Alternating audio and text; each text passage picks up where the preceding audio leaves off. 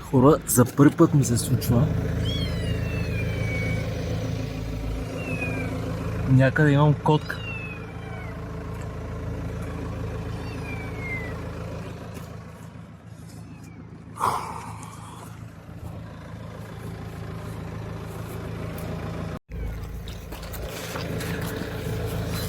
Ето го е.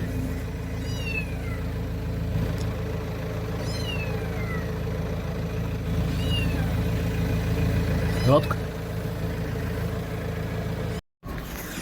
Нямам идея как да го измъкна. Пъхна се някъде.